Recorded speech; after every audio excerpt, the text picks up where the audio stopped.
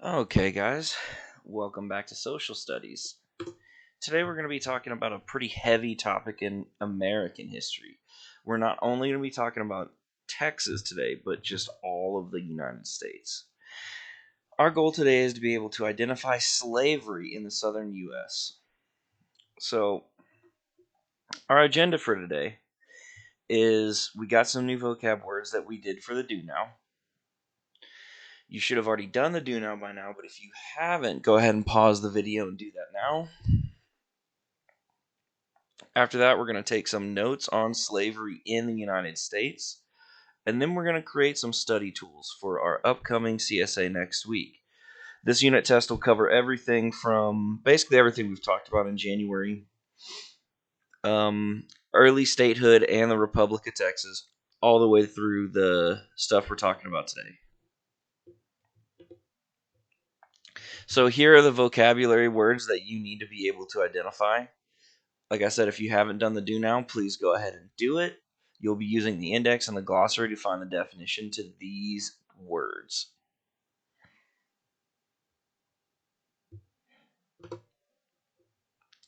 So, American slavery in the United States and Texas. Around the 1860s, there are millions of citizens in the United States. The millions of people that lived here and millions of people that did live here were kidnapped from their home country halfway across the world and were not even considered citizens. In the entire United States at the time, there were over 30 million people in the 1860s. 20,000 people, Anglo-American white people, lived in the North, whereas in the South there were only about 8,000. There were also about 4 million slaves in the South. So that brings you to a total of about 12 million people in the South, and about a third of them were slaves. But how did they get here? How did people get slaves to the United States? They're going to use a method called the triangle trade. Most of the slaves in the United States, almost all, came primarily from the west coast of Africa. The way that a triangle trade works is that raw materials like cotton and timber, tobacco, rice are going to be taken from the United States and sailed by boat back to England. Once in England, these goods are going to be processed into stuff. We call these finished trade goods. So the cotton that comes from the United States will go up to England, where they will manufacture things out of cotton, like clothing. Timber, they're going to take timber and turn it into furniture and that sort of thing. These finished trade goods will be then shipped to Africa and sold. While the ships are in Africa, they will be picking up slaves from West Africa to take back to North America. So, here's a map of kind of what it looks like. You can see the red lines are the major slave trade routes. They don't only go to the United States, they go all over North and South America. There was not just slavery in North America, but also South America. And this triangle trade is going to go from about the 1650s to the 1860s. These routes were used for over 200 years.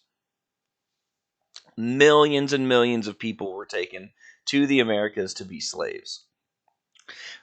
But they call it the triangle trade because it works something like this. And this needs to be in your notes. North America, a ship would start out gathering raw materials. They would sail to Europe, where they would take finished goods that had been made from these raw materials and take them to Africa to sell. While in Africa, they would pick up slaves that they would take to North America. So a ship might just complete this triangle a few times every year. Ships would often go all three places and just repeat this route over and over again, making money at every stop. They would buy raw materials in North America, sell them in Europe. They would buy finished goods in Europe, sell them in Africa. They would buy slaves and sell them in North America. And the process would just repeat and repeat and repeat.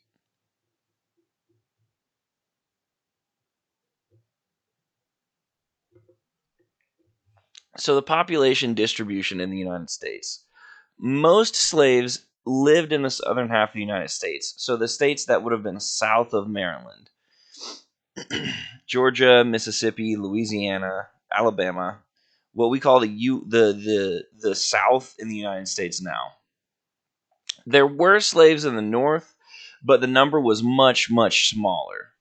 Most slaves in the North would have been slaves that lived in people's houses and served as maids or servants or butlers, whereas in the South, primarily it was labor.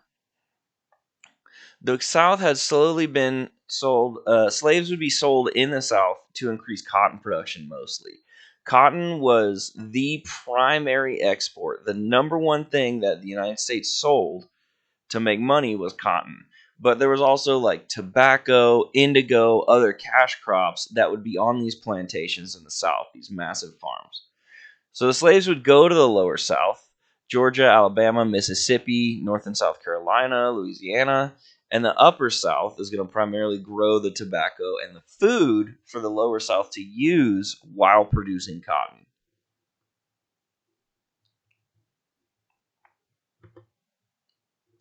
So there are a few different types of labor that are going to take place in the United States at this time.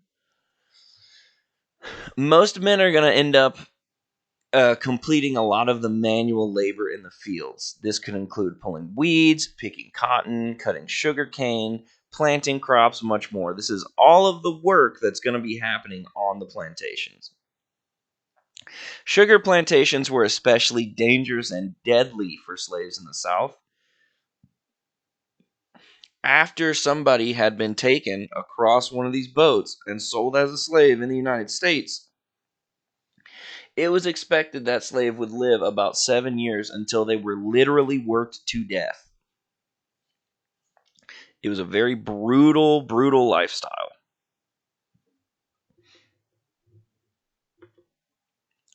Here's a picture of some people picking cotton. And you can see that the laborers in the field are not just the men, but there's also women and children that are working to pick through cotton as well.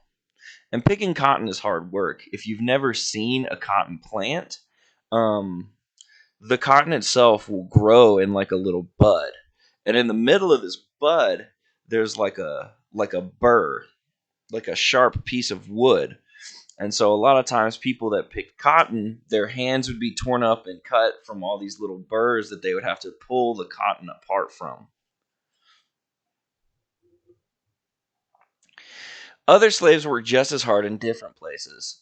Cotton gins are some machines that you'll talk about a lot more in 8th grade, but it was a machine that made the processing of cotton easier, that separating the actual cotton from the rest of the plant. And the cotton gin was super popular for that reason because it would take a lot of the labor that used to have to be done by hand and they could do it with a machine. So tobacco places, tobacco plantations, tobacco sheds, and sugarcane press houses. Sugarcane press houses where they take the sugarcane and it's like they have a big press that it's like a big wheel that rolls over the plants and crushes them so that the sugary liquid from the sugarcane will run out that they can then use to make sugar.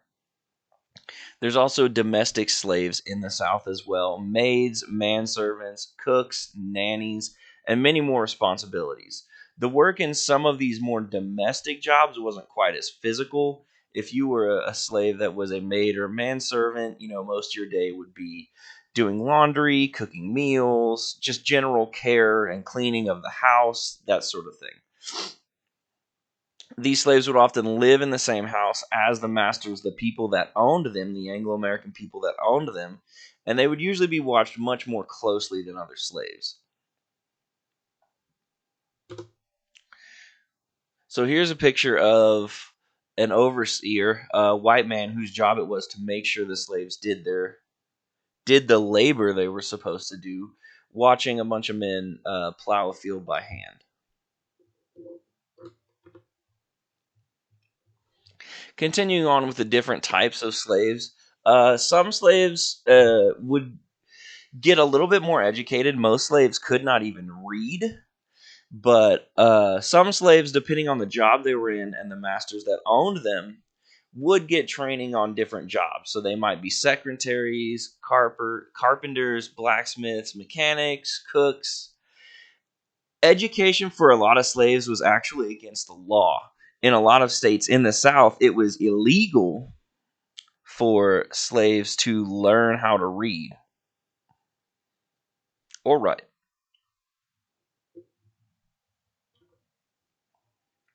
Here's another picture of an overseer with slaves working the field.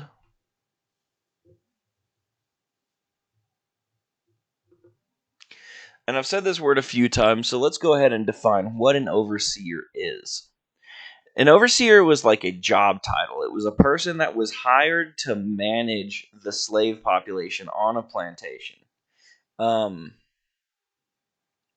an overseer was usually a white man, and they made sure that work got done on time. And these were not nice people. They did not ask, they forced people to work. Overseers would threaten, beat, whip, starve, deprive slaves of water or shelter in order to get the right amount of work from them.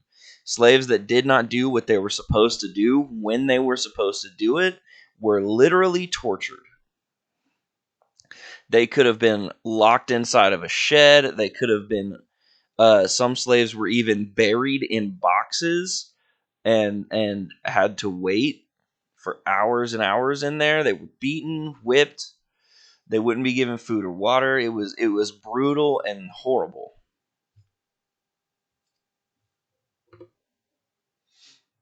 So the picture on the left is some people working at a. Both of these are different sugarcane presses. So you can see on the left that it's like these two little wheels that they run the plant through to separate the plant from the sugar. And you can see the two men in the hat in the middle would be overseers, making sure the work gets done. On the right is another picture of a sugarcane plantation. You can see that this one is a little bit different.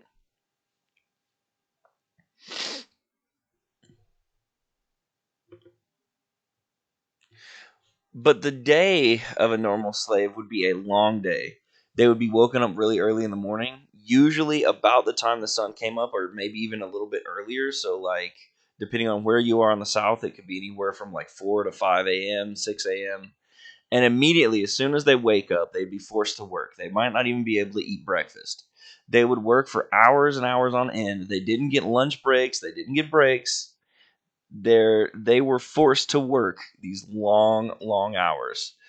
There were large quotas expected, which means that they had a certain amount of cotton or sugar or tobacco that they were supposed to be able to produce that day. If they did not get enough that day, the slaves would be punished.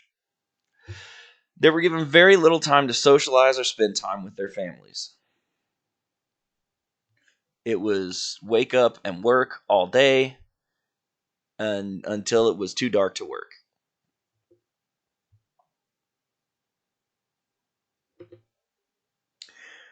So, a lot of plantations did actually have one day off a week, um, and that was usually Sunday.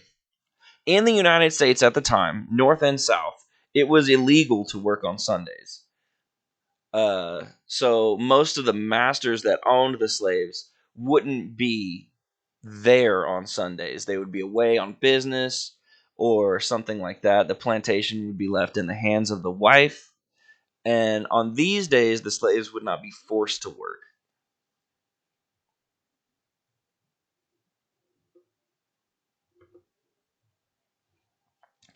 So for the children of slaves, young children, and by young children it means younger than 10 years old, were often kind of free to do as they pleased. They would wander the plantation, they would play with each other, just do what kids do. But as soon as they got old enough to work, it was the same as everybody else. They would wake up every day, work the fields, do whatever else they needed to do. A lot of times, children would be sold to other plantations, which was really devastating to the slaves because it would completely split up their families. I mean, imagine if you lived together as a family, mom, dad, two or three kids, and then people literally sold the children away. You might never see your family ever again. Some young children have the opportunity to be companions of their master's children.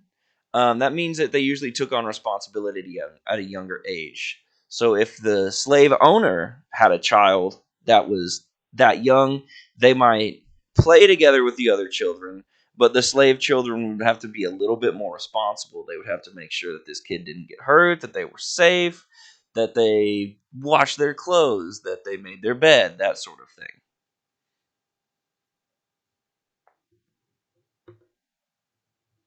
So, family life. Depending on where you were in the South and the person that owned the slaves, some masters might encourage their slave to marry and have children. Um, Technically, slaves could not be married under United States law because they were not considered citizens. They weren't considered people. Um, Relationships didn't decrease the chance of a family being separated, however. Children were often separated from parents, husbands from wives, and siblings from each other. Um, Slave owners would see slaves as like a resource. So if maybe they didn't make enough money that year from producing cotton, they might choose to sell some slaves, which would completely separate and destroy families. Like I said earlier, they could get sold if you were on a plantation in South Carolina, you could get sold to somebody in Mississippi and never see your family again. This is a picture of a slave auction. Like a like what you consider today like a car auction. People would show up, they would literally stand slaves up on a big stage, and then everybody else around them would bid. They would bid until somebody won that slave.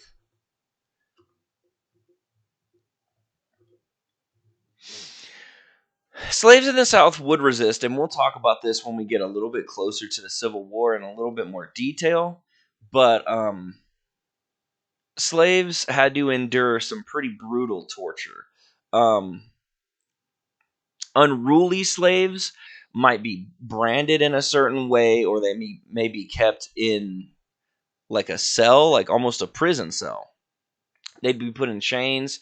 They would have bells or these large iron collars put on their necks. Sometimes slaves would rebel against their masters by breaking tools. They would burn buildings or crops, even attack the overseers sometimes, and a few times maybe even have armed revolts, which means that they would have weapons and start fighting against the masters and the overseers. This isn't going to be something that happens very commonly, but as we get closer to the Civil War, there will definitely be some that are a little bit more important than others leading up to the Civil War.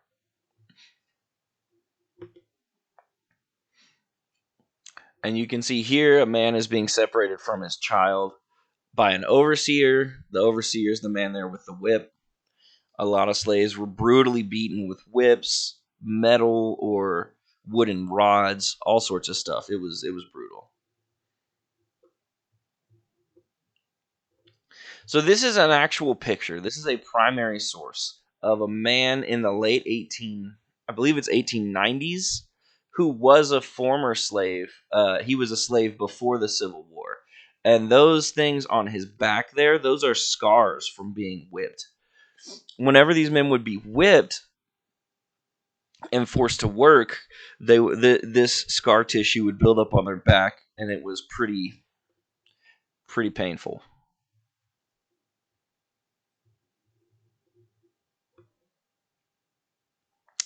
This here is another picture of a slave in the United States, and you can see that thing on his head. They would have these collars that they would put on them that would a lot of times have like those huge iron spikes. It almost looks like a chair or something turned upside down around his neck.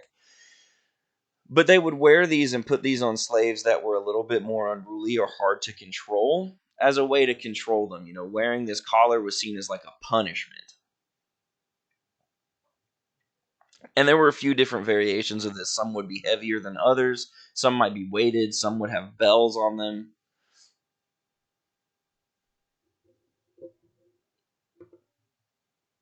Again, here's that picture. So, just read this and think. Some masters were not as cruel to their slaves as other masters. This is a really relative idea because owning somebody and forcing them to work for you without pay is unkind and inhumane themselves. The not as cruel masters were kind in the sense that they did not beat, whip, or bind their slaves as often as owners that were more cruel.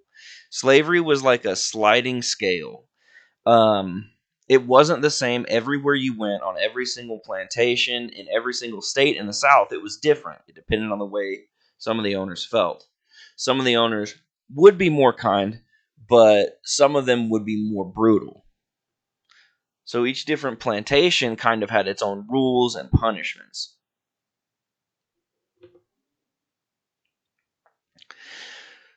So now that we've gotten through that, what we're going to do now is we're going to take a break from the notes, and I want you guys to create study tools for the unit test next week. Just like you did with Mr. Jones, you can make Bookits, Kahoots, quizzes, that sort of thing using Chromebooks, or you can use Google Slides to make flashcards, or even just paper to make flashcards, or any other study tools that you use. You can work together on this or work alone.